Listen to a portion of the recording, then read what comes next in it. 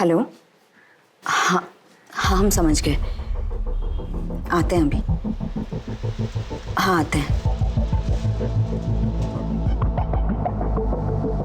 फरीदा, किसका फोन था? वो किराने वाले का था। बिरयानी का मसाला लाने बोले थे उसे, बोला आ गया है, हम बस लेकर आते हैं। ठीक है।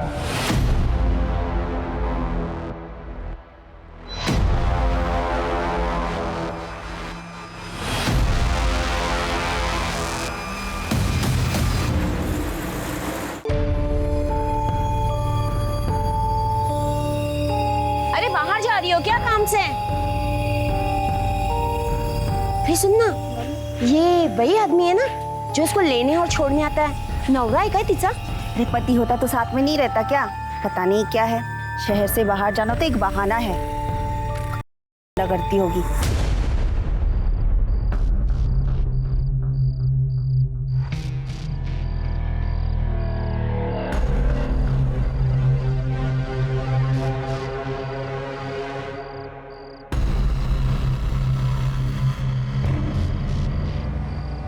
हम आ गए हैं, तुम हो यहाँ? ये लो, अपना ख्याल रखना। खुदा हाफिज।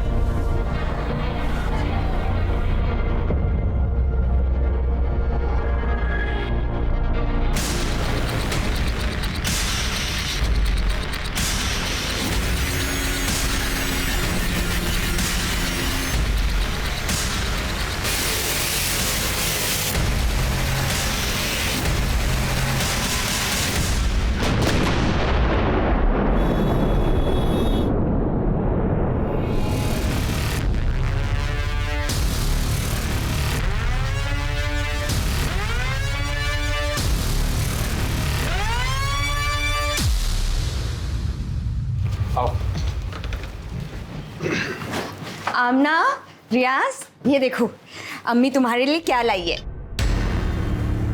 मिठाई। तुम्हें पसंद है ना? हमें भी लड्डू खिलाइए।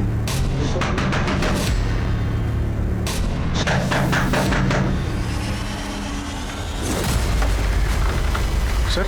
फरीदा खातून। जी हाँ, मैं Farida. You're under arrest.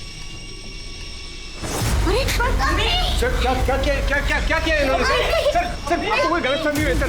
Sir किस जुर्म में आप गिरफ्तार कर रहे हैं सर? कल जो बॉम्ब ब्लास्ट हुए हैं उसमें ये प्राइम सस्पेक्ट है। हमारे पास पक्की खबर है कि फरीदा खातून एक्टिविटीज में इन्वॉल्व है। चाहिए बिल्कुल गलत है। ऐसा मत रुकिए सर, देखिए हमारी बात सुनिए, ऐसा मत कीजिए सर। सुनना है कोर्ट में सुनेंगे। चलो आप ऐसा नहीं कर सकते सर, ऐसा नहीं कर सकता।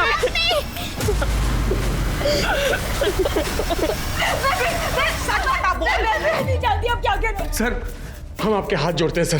सर फरीदा बेकसूर है सर, ये आप क्या कर रहे हैं सर? सर उसने कुछ नहीं किया है सर। सर हम यहीं के हैं सर, कहीं बाहर से नहीं आए हैं। 15 साल पहले हमारा निकाह हुआ था फरीदा से। देखिए सर, ये हमारे पास पेपर्स भी हैं, मैरिज सर्टिफिकेट, वोटर्स कार्ड, आधार कार्ड और ये पैन कार्ड सब है हमारे पास। आपको कोई गलतफहमी हुई है सर? हमें कोई गलतफहमी नहीं हुई है। इंटेलिजेंस गलत नहीं हो सकती। पर ये क्या आई कार्ड पेपर्स दिखा रहे हो जो फरीदा ने फेक बनवाए?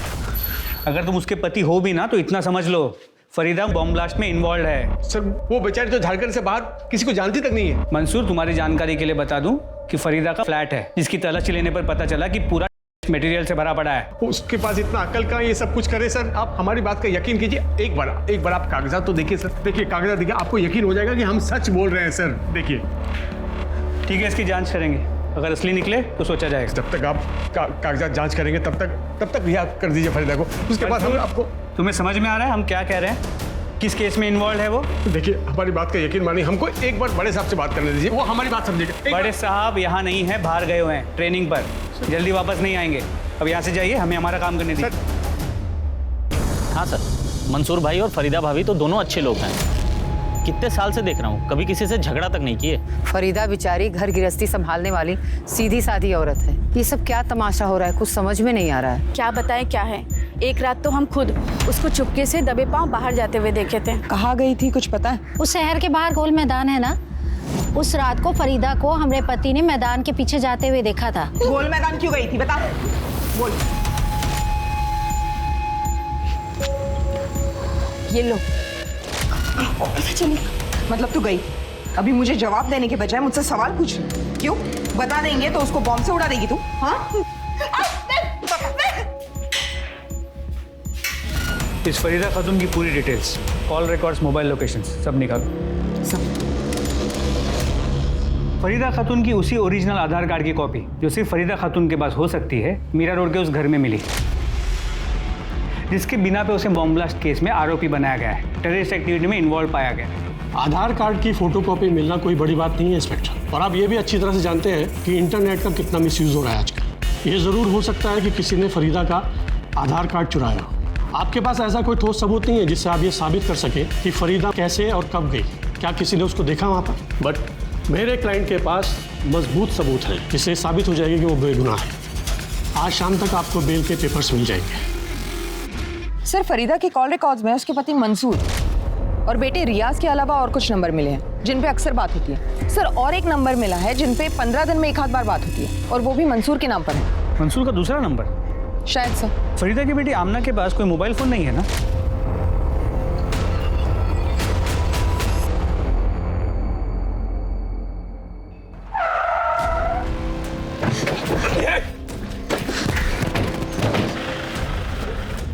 कौन हो आप लोग?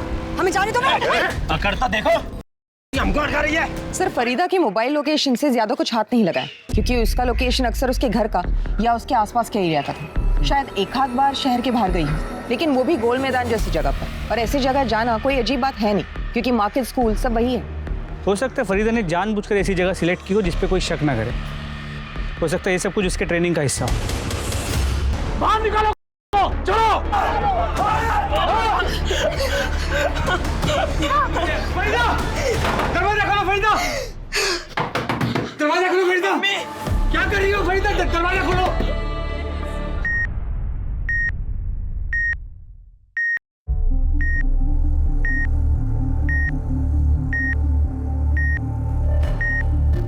फरीदा खातून कैसी? खुदा के वास्ते आप झूठी हमदर्दी दिखाना बंद कीजिए सब। आप ही लोगों के झूठे इल्जाम की वजह से हमारा परिवार इस हाल में है। मंसूर जी, हमारी आपसे कोई निजी दुश्मनी नहीं है, हम सिर्फ अपना काम कर रहे हैं, और आपकी हिफाजत भी हमारा काम है। इसलिए आज के बाद से 2 कांस्टेबल हमेशा आपके घर के बाहर रहेंगे, ताकि आज जो हुआ है वापस ना हो। नहीं नहीं, हमें आज रात ही मिलना होगा। जैसे हालात हैं, कल का कोई भरोसा नहीं। सर, हमारी बीवी फरीदा और हमारी बेटी अमना सुबह से गायब है सर। पूरा घर ढूंढा पर वो लोग कहीं नहीं मिले सर। हम आपके हाथ जोड़ते सर, उनको ढूंढ लीजिए सर प्लीज। आपने उन दोनों को आखिरी बार कब देखा? सर, जब हम सोने गए थे कमरे में तब देखा था। जब सुबह आँख खुली तो फरीदा रूम में नहीं थी सर, और हमको लगा कि घर के कामकाज में लगी होगी। फिर पूरा घर ढूंढा तो पता चला कि फरीदा ही नहीं, बेटी भी गायब है सर। अमना, आपने फरीदा का फ़ोन चेक किया? अपने साथ ले गई है या घर पे रखा है? लगता है ले गई होगी, क्योंकि घर में हमें फ़ोन नहीं मिला और हमने फ़ोन लगाया भी, फ़ोन बंद आ रहा है सर। सिंह, इनकी कंप्लेंट इमीडिएटली लिखवा लो। अब इनके साथ जाइए। सर, कहीं ऐसा तो नहीं कि बेइज्जती और बदनामी की वजह से वो घर छोड़ के चली गई हो, या फिर उसने आत्महत्या कर ली हो? क्योंकि इसके पहले भी उसने सुसाइड करने की कोशिश की थी। अगर उसने आत्महत्या की है तो उसकी बॉडी कहीं ना कहीं तो मिलेगी, लेकिन अगर बॉडी नहीं मिली तो दूसरी पॉसिबिलिटी ये है कि फरीदा सच में और वो फरार हो। लेकिन सर, अगर फरीदा सच में है और फरार हुई है तो वो अपनी बच्ची आमना को लेकर क्यों जाएगी? फरीदा के फ़ोन के पिछले 1 महीने के कॉल रिकॉर्ड से मोबाइल लोकेशंस निकालो, हो सकता है उससे कुछ हेल्प हो जाए। Sir,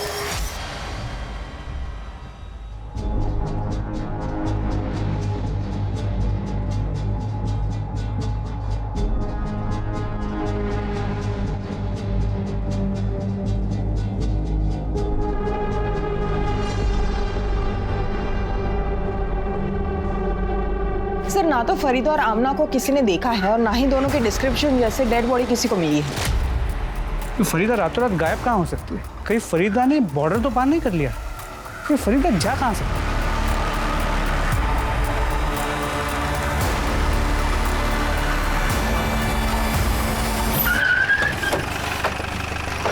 welcome back sir. Training कैसे रही? ट्रेनिंग के बारे में बाद में बात करेंगे, पहले फरीदा खातून का क्या केस है वो बताओ। सर जिस दिन से फरीदा और आमना गायब हुए हैं उस दिन से हम फरीदा का फ़ोन ट्रैक कर रहे हैं, सभी जगह तलाशी भी ली लेकिन कोई लीड नहीं मिली। सर फरीदा के मोबाइल लोकेशन के अकॉर्डिंग उसकी लास्ट लोकेशन शहर के बाहर ओल्ड माइंस की दिख रही है।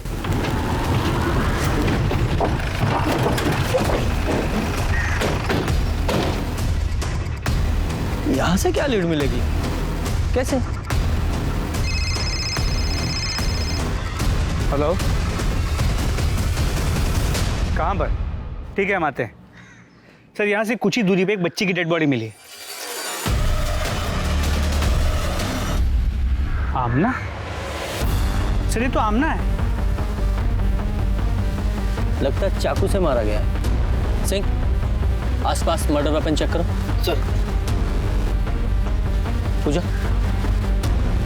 तुम्हें क्या लगता है ये आमना को कौन मार सकता है? फरीदा? सर मुमकिन तो है, ये हो सकता है कि फरीदा भागने की कोशिश कर रही थी, आमना ने उसे देख लिया, उसका पीछा किया, शायद उसके साथ जाने की जिद भी की। फरीदा उसे साथ में ले नहीं जा सकती थी इसलिए मार दी। तुम्हारा मतलब है कि बेटी माँ पे बोझ बन सकती थी इसलिए मार दिया। और मान लो फरीदा ने नहीं मारा तो फिर ऐसा कौन है जिसने इसे मारा हो और क्यों? सर आसपास का पूरा एरिया चेक किया पर मर्डर वेपन नहीं मिला। सर देखने में तो जैसे कुछ लग नहीं रहा है, लेकिन पेट में चाकू से कई वार किए गए, शायद उसकी वजह से उसकी मौत हुई। बाकी पूरी बॉडी पर कोई निशान नहीं है। सर आमना के हाथों के नाखून में स्किन जमा हुआ है। इसका मतलब आमना ने खुद को बचाने के लिए कातिल पे अटैक किया होगा और उसी कोशिश में उसके हाथ के नाखूनों में उसकी स्किन फंस गई। काम करो, ये जो आमना के नाखूनों में स्किन है इसे डीएनए टेस्ट के लिए भेजो और इसकी फैमिली को बुलाओ, आइडेंटिफाई कराओ और पोस्टमार्टम के लिए भेजो। सब फरीदा को बीमार दिए होंगे ये लोग, नकली देशभक्त बने फिरते हैं, दूसरों की बहन बेटी की इज्जत उछालना, को जान से मार देना अपना हक मानते हैं। झूठी देशभक्ति के नाम पर मासूम लोग पर जुल्म करते, मार दिए बच्ची को साहब। ये सूर्य कुमार उसका आदमी लोग सब हमारी बच्चियां।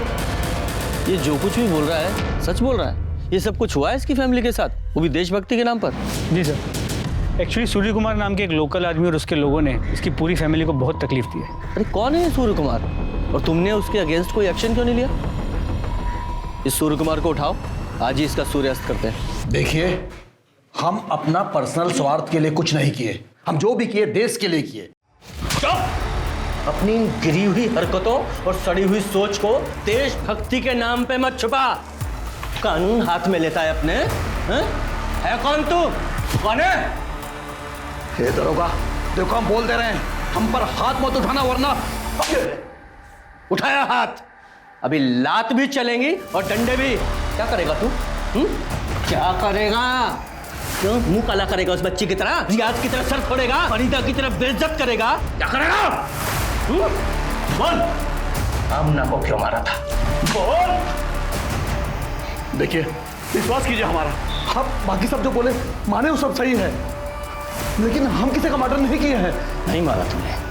शर्मा, इसकी सारी डिटेल्स मुझे चाहिए, इसके कॉल रिकॉर्ड, इसकी मोबाइल लोकेशंस, छोटी से छोटी हर चीज। पहले ही केस में इतनी कॉम्प्लिकेशंस हैं और बढ़ती ही जा रही हैं, समझ में नहीं आ रहा है। इसे सॉल्व करने के लिए इसे शुरू से देखते हैं। बम ब्लास्ट में फरीदा खातून इन्वॉल्व थी, ये इन्फॉर्मेशन कहाँ से मिली? मुंबई पुलिस के बोरीवली मेन ब्रांच से। इसका मतलब मुंबई चलना पड़ेगा, शायद वहीं से पता चले ये फरीदा कहाँ है। बॉम्ब ब्लास्ट 10 तारीख को शाम को 4 बजे हुआ। उसी रात एक गुमनाम आदमी ने हमारे कंट्रोल रूम को फोन करके ये बताया कि मीरा रोड के गणेश नगर में एक औरत रहती है जो इस बॉम्ब ब्लास्ट में इन्वॉल्व है। हम फौरन वहां पहुंचे, देखा तो दरवाजा बंद था। दरवाजा तोड़कर जब हम अंदर पहुंचे तो देखा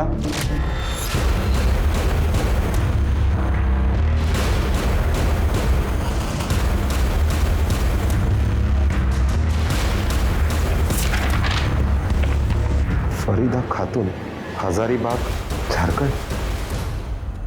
अहो साहेब, आम्हाला तिच्याबद्दल काहीच नाही माहिती।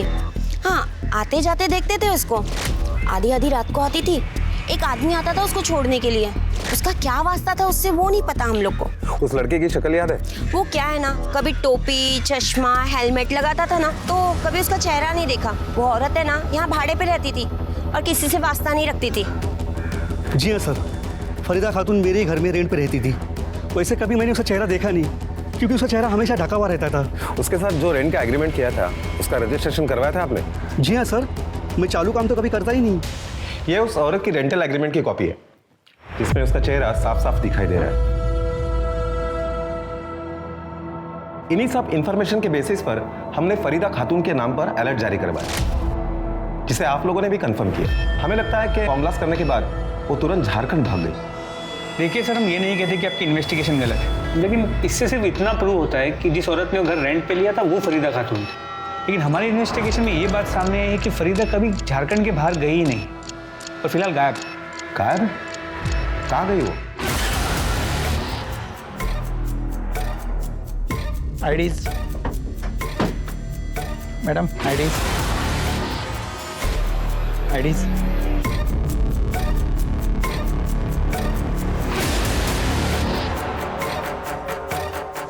मैडम, आईडीज, आपकी आईडीज दिखाइए।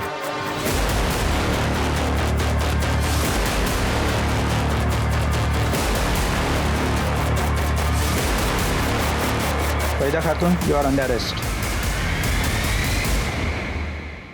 मुंबई में तो कुछ नहीं मिला, अब फरीदा को यहीं तलाश करना पड़ेगा। जी सर। और सर, आमना की पोस्टमार्टम रिपोर्ट से ये पता चला है आमना की मौत 14 अक्टूबर की रात 12:30 से 3 बजे के बीच एक्सेसिव ब्लीडिंग की वजह से हुई। सर, ब्लीडिंग की वजह वो मल्टीपल स्टैबिंग के वुंड्स ही है। जिस रात फरीदा और आमना गायब हुई उसी रात आमना का मर्डर हो गया। ये आमना के नाखूनों में फंसी जो स्किन थी उसकी डीएनए रिपोर्ट आई? सर, अब तक नहीं, लेकिन जल्दी आ जाएगी। ये आमना की तो डेड बॉडी मिल गई, लेकिन फरीदा कहाँ है ये नहीं मिल रही है। सर फरीदा पकड़ी गई है, टीवी पे लाइव दिखा रहे हैं।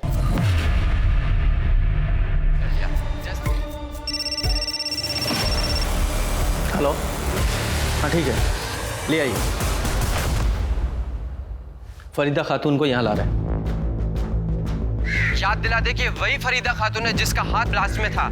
इसने कई मासूम लोगों की जान ली।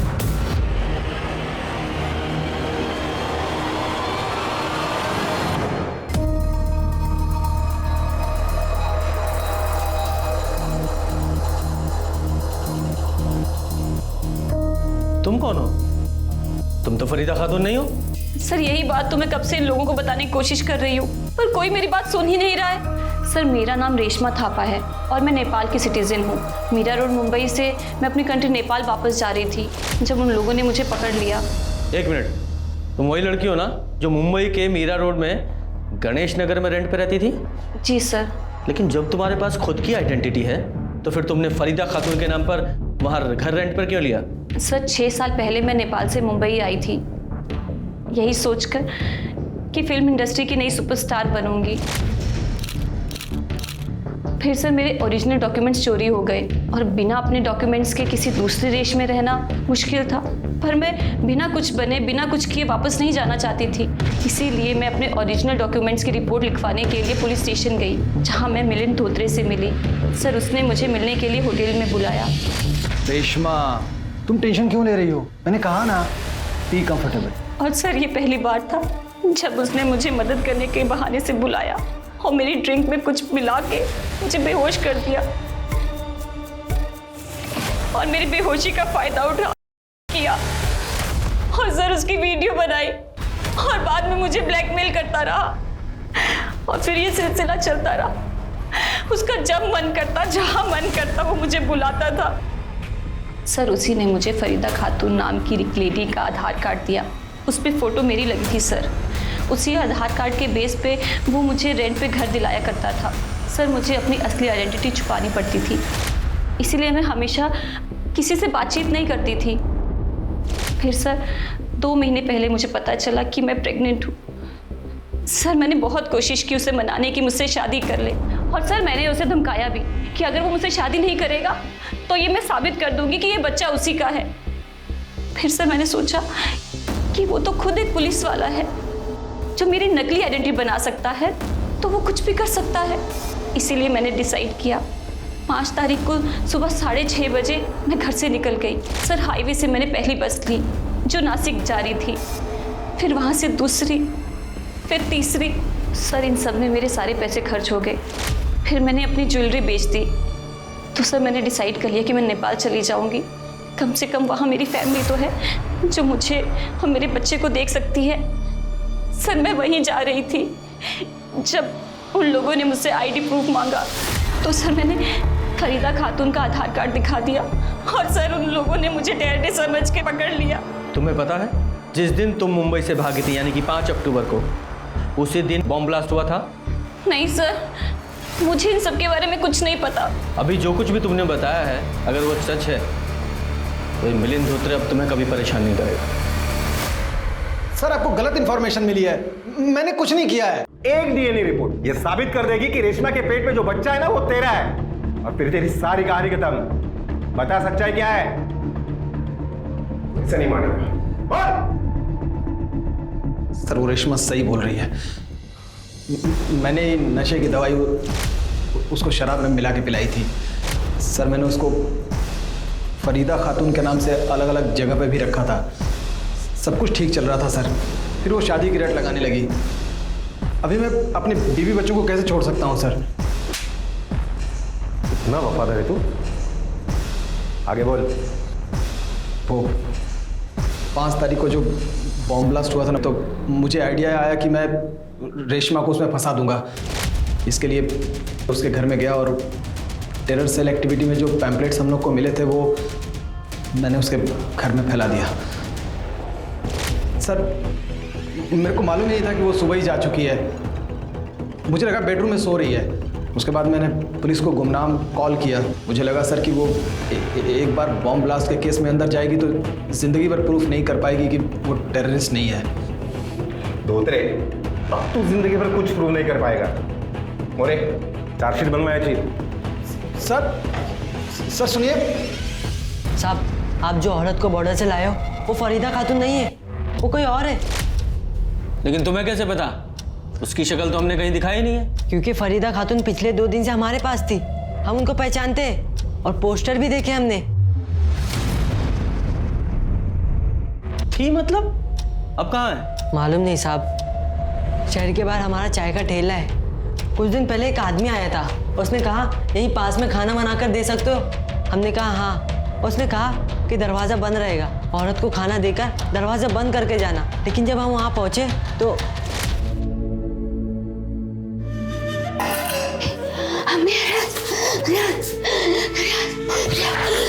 खाना रखा है, खा लेना। हम 3 दिन तक उसको खाना देते रहे, लेकिन उस औरत की हालत बिगड़ती जा रही थी और हम समझ गए वो आदमी उसके साथ गलत कर रहा है। और हमको रियाज बोलती थी और एक बात बड़बड़ाती रहती थी कि हमने को मार दिया, हमने को मार दिया। उसकी हालत हमसे देखी नहीं जा रही थी, इसलिए हम 2 दिन पहले उस औरत के पास गए और ये लो 100 रुपया, इतना ही है मेरे पास, इसे ले लो और यहाँ से भाग जाओ, नहीं तो एक दिन ऐसे ही मर जाओगी। चलो चलो यहाँ से चलो। तू अम्मी का बेटा है ना? हाँ हम तू हमसे मिलना आएगा? हाँ चलो, अब तुम आज़ाद हो। चलो जाओ यहाँ से, नहीं तो जल्लाद आ जाएगा। जाओ। नहीं, हम नहीं, हमारे साथ चलो, चलो हमारे साथ। हम आएंगे, तुम जाओ, हम आएंगे। तू मेरा बेटा अम्मी से मिलने आएगा? हाँ हम आएंगे, तुम जाओ यहाँ से, जाओ। सब साथ रहेंगे, सब खुश रहेंगे। तुम्हें पता है वो कहाँ गई है? नहीं मालूम साहब। उसके बाद हम अपने काम पे लग गए, ऊपर से वो जल्लाद का डर। कौन जल्लाद? कौन था वो आदमी? मालूम नहीं साहब, लेकिन हमारे चाय के ठेले पे आता था। फरीदा को भगाने के बाद हमें हड़काने आया था। हमने कह दिया शायद गलती से हमसे दरवाज़ा खुला छूट गया। उस आदमी का हुलिया बता सकते हो, कैसा दिखता था? हाँ साहब। स्केच आर्टिस्ट बुलवाओ। जी सर।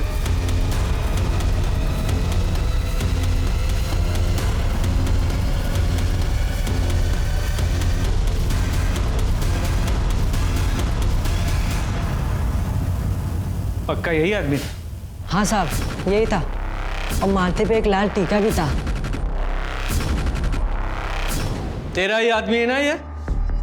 नाम क्या है इसका? कौन है ये?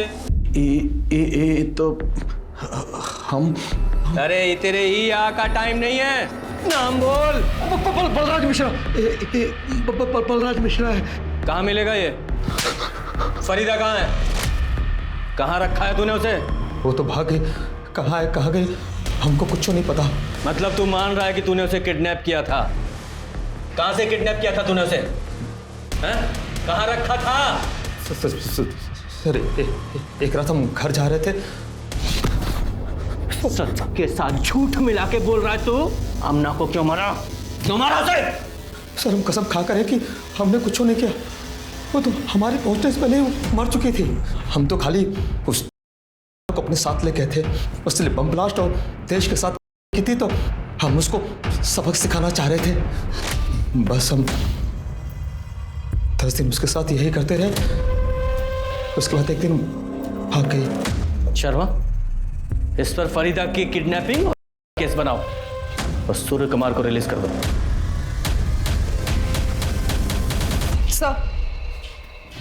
सर एक इन्फॉर्मेशन मिली है, मंसूर के घर में उसके साथ कोई और औरत रह रही है। कौन? सर ये तो कह नहीं सकते, किसी ने उसका चेहरा नहीं देखा है। कहीं वो फरीदा तो नहीं है? आप कैसी बात कर रहे हैं सर? फरीदा यहाँ वापस आती तो हम आपको इन्फॉर्म नहीं करते हैं क्या? तो फिर ये मोहतरमा कौन है?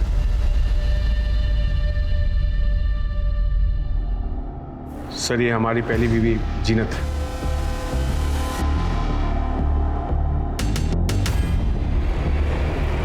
जीनत।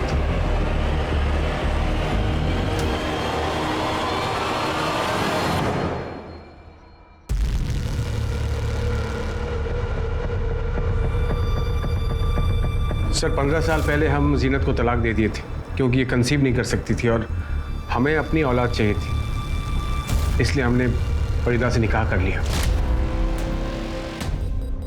जी सर, फरीदा के गुमशुदा होते ही और आमना के कत्ल का पता चलते ही हम आ गए खैर खबर लेने। फरीदा घर से गायब हुई तो जीनत को बुला लिया। चल क्या रहा है ये तेरा? कहीं तूने ही तो फरीदा को गायब नहीं किया? सर कैसी बात कर रहे हैं सर आप?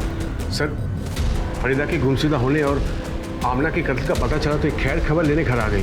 घर का छोटा मोटा काम कर देती है, खाना बना देती है और बच्चों का ख्याल रखती है। बस पूजा, जीनत की डिटेल ले लो। सर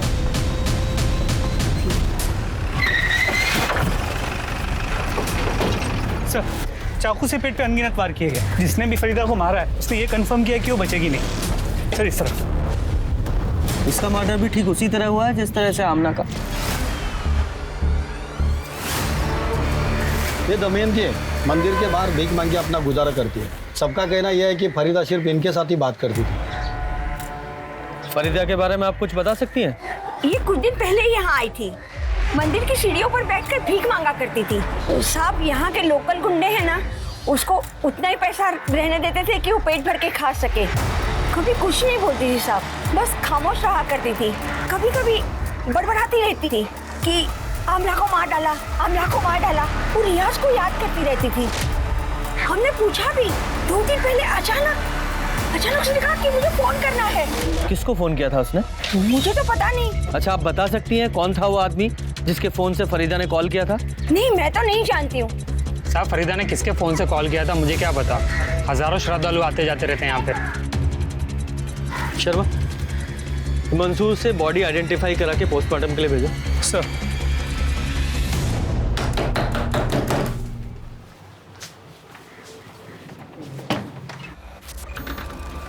सर आप फरीदा के कातिल का कुछ पता चला सर?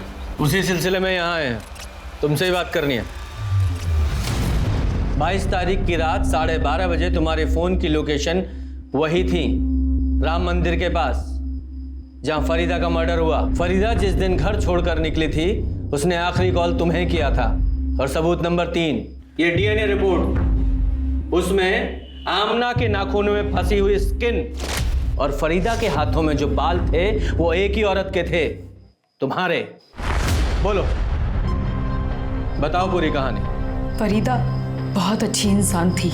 मंसूर के छोड़ने के बाद हमारा साथ दिया करती थी। ये लो, पैसे से हमारी मदद किया करती थी। हमारे पास कमाने का तो कोई रास्ता था ही नहीं। फिर जब वो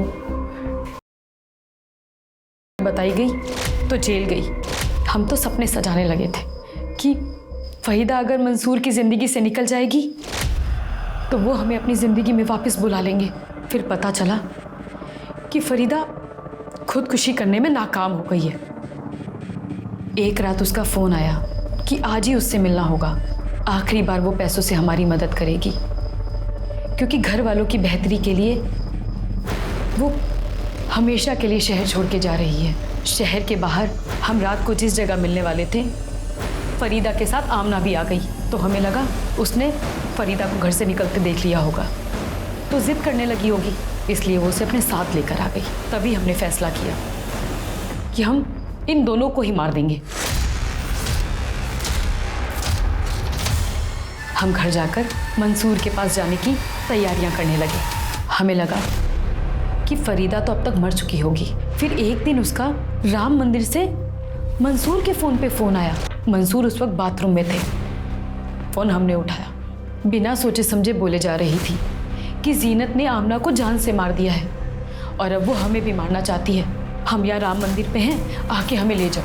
हमने बिना कुछ बोले फ़ोन काट दिया और रात को राम मंदिर चले गए। अल्लाह और कानून दोनों तुम्हें सजा देंगे।